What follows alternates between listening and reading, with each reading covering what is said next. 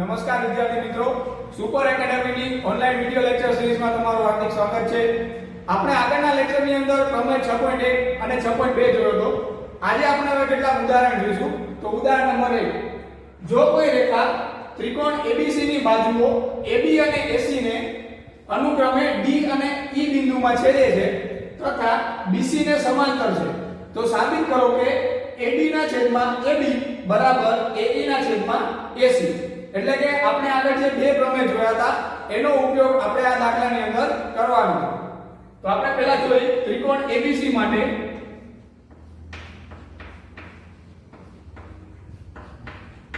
હવે આ ત્રિકોણમાં આપણે સમપ્રમાણતાનો મૂળભૂત પ્રમેય લાગુ પાડીએ તો શું થશે? AD ના છેદમાં DB, AD ના છેદમાં DB બરાબર AE ના છેદમાં EC.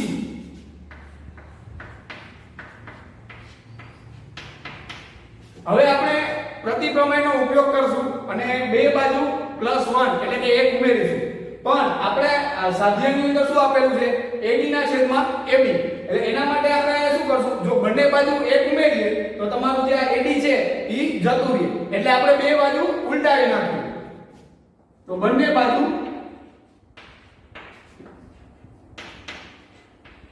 ઉલટાવતા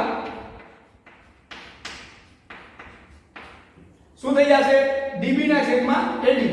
તો DB છેદમાં AD બરાબર EC છેદમાં AE.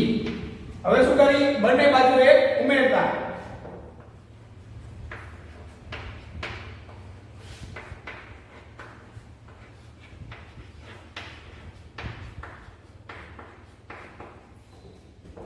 DB ના છેદમાં AD વત્તા 1 બરાબર EC ના છેદમાં AE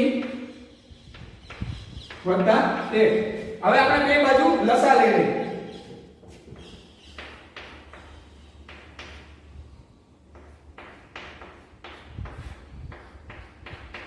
આપણે શું કર્યું? આ AD ને આપણે અહીંયા ગુણી નાખ્યા. એવી જ રીતના EC વત્તા આયા એક સાથે AE ગુણાઈ જાય એટલે AE છેદમાં AE. હવે તમે આકૃતિમાં જુઓ DB વત્તા AD, DB વત્તા AD એના બરાબર શું થાય? AB. એવી જ રીતના EC વત્તા AE, તો EC વત્તા AE બરાબર શું થાય? AC. તો આપણે લખીએ આકૃતિ પરથી DB વત્તા AD બરાબર AB અને EC વત્તા AE બરાબર AC. આ બે કિંમત આપણે ઉપર મૂકીએ તો શું થશે? AB ના છેદમાં AD બરાબર AC ના છેદમાં AE. હવે તમે જો તમારે જે સાબિત કરવાનું છે એના જેવું સ્વરૂપ આવી ગયું છે. ખાલી શું છે? આપણે એને એક વખત ઉલટાવવાનું. તો બંને બાજુ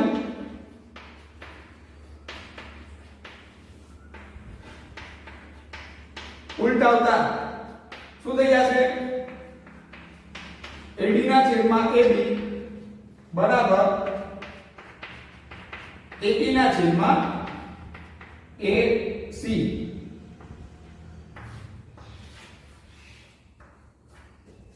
હવે આપણે જોઈએ ઉદાહરણ નંબર 2.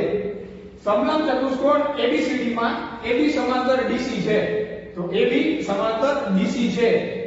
બિંદુઓ E અને F અનુક્રમે તેની સમાંતર ન હોય તેવી બાજુઓ AD અને BC પર આવેલા છે. એટલે બિંદુ E અને F ક્યાં આવેલા છે? AD અને BC, AD અને BC પર બિંદુ E અને F આવેલા છે. જેથી EF AB ને સમાંતર હોય.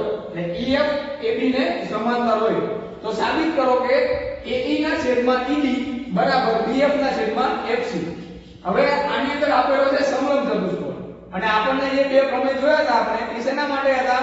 ત્રિકોણ માટે. તો સૌપ્રથમ આપણે શું કરશું?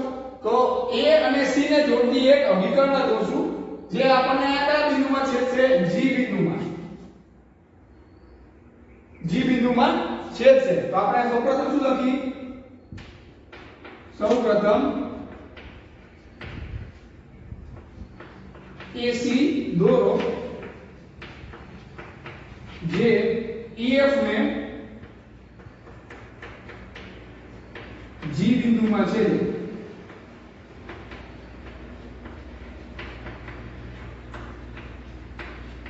આના પરથી તમારે બે ત્રિકોણ મળી ગયા, ત્રિકોણ ABC અને ત્રિકોણ ACB. બરોબર? તો આપણે સૌપ્રથમ પહેલા ADC માટે વાત કરી. તો ત્રિકોણ ABC માટે આપણે સમપ્રમાણતાનો મૂળભૂત પ્રમેયનો ઉપયોગ કરી તો શું થાય? AE ના છેદમાં ED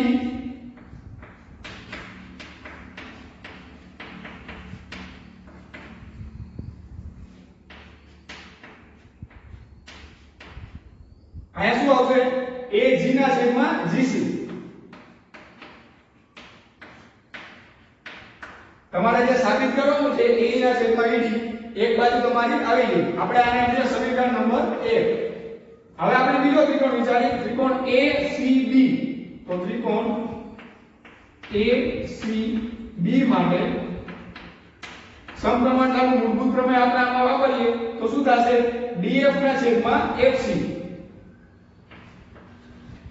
DF ના છેદમાં FC બરાબર AG ના છેદમાં GC. હવે આમાં તમે જોઈ શકો કે આના સમીકરણ આને આપણે બે નામ આપી દઈએ. સમીકરણ 1 અને 2 ની અંદર એક બાજુ સમાન છે.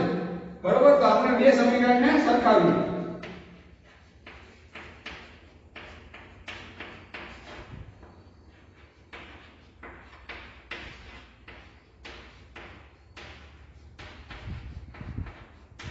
શું મળશે? AE ના છેદમાં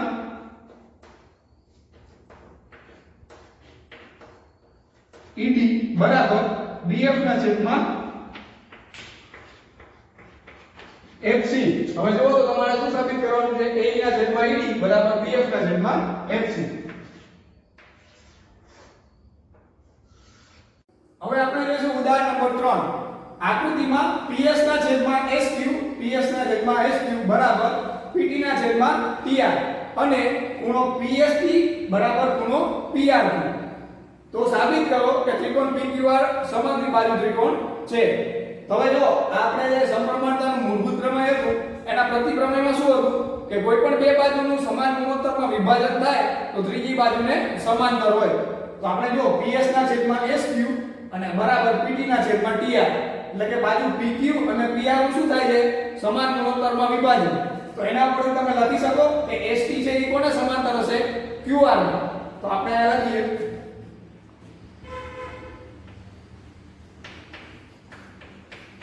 આપણે જાણીએ છીએ કે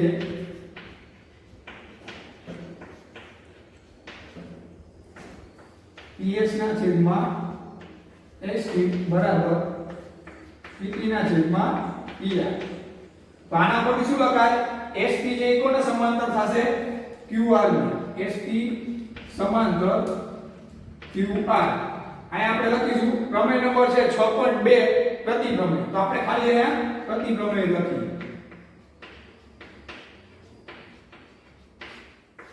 હવે તમે ત્રિકોણ PQR ની વાત કરતા હતા એવી રીતના આયા તમને આપેલું છે કે ખૂણો PST બરોબર?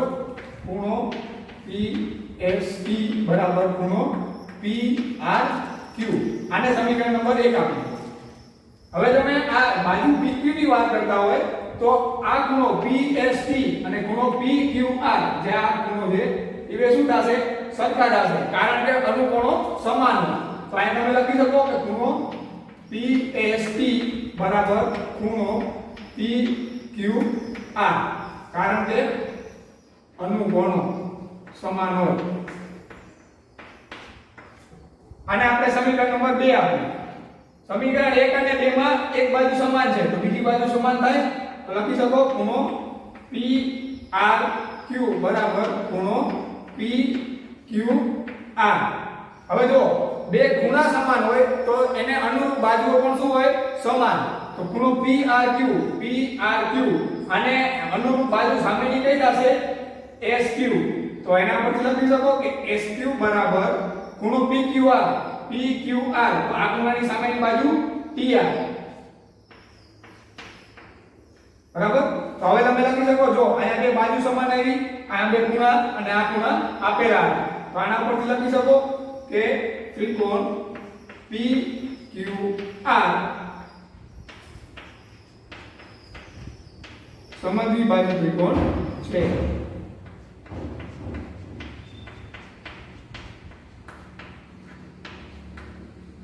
હવે આપણે જોઈએ સ્વાધ્યાય 6.2 એનો પહેલો દાખલો આકૃતિ 1 અને 2 માં DE સમાંતર BC છે તો DE સમાંતર BC અને આ બીજી આકૃતિ DE સમાંતર BC તો પહેલી આકૃતિમાં શું શોધવાનું છે EC તો EC બરાબર કેટલા અને બીજીમાં AD એટલે કે AD બરાબર કેટલા તો હવે તમે આ ત્રિકોણ માટે જુઓ કે આ DE સમાંતર BC એટલે બે બાજુઓ શું છે એકબીજાને સમાંતર તો આની અંદર સમપ્રમાણતાનું મૂળભૂત પ્રમેય વાપરો તો શું થશે તો કે AD ના છેદમાં DB બરાબર AE ના છેદમાં EC હવે જો તમને ત્રણ બાજુના માપ આપેલા છે AD એટલે 1.5 છેદમાં DB એટલે 3 બરાબર AE એટલે 1 અને EC તો આના પરથી તમે લખો 1.5 ના છેદમાં 3 અને આ બરાબર છે આ 1.5 ના છેદમાં 3 છે એ કેટલા થશે 1 ના છેદમાં 2 બરાબર 1 ના છેદમાં EC હવે EC આમ સામે જવા દો અને 2 છે એ ઉપર જવા દો તો EC બરાબર 2 સેમી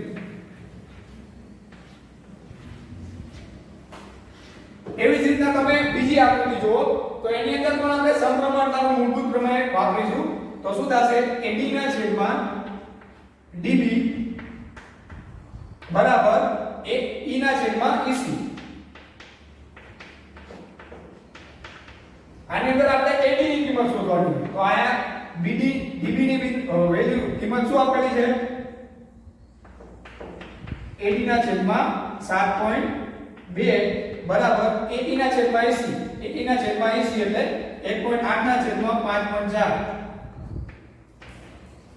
બરાબર તો આ બેનો ગુણાકાર કરો ભાગાકાર અને ગુણાકાર કરશો તો શું જવાબ આવશે AD બરાબર 1 ના છેદમાં 3 ગુણ્યા 7.2 એટલે એનો AD બરાબર આવશે 2.4 સેન્ટીમીટર